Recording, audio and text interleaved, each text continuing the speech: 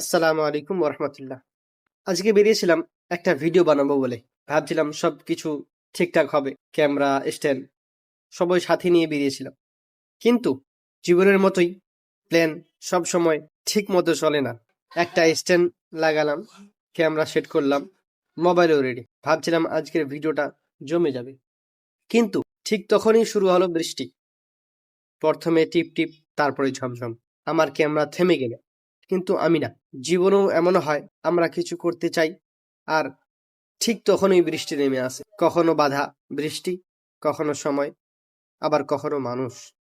তবুও হাল ছেড়ে দেওয়া যায় না, কারণ যেদিন তুমি থেমে যাবে সেদিনই তোমার গল্প থেমে যাবে। আর আমি সেটা চাই না, কারণ প্রতিটা ব্যর্থ চেষ্টা আসলে এক একটা শিক্ষা। আজ ভিডিও হয়নি, কিন্তু একটা গল্প তৈরি হয়েছে, যেটা বলে চেষ্টা থামিও না, বর্ষা থামবেই একদিন। আসসালামু আলাইকুম, সবাই ভালো থাকেন।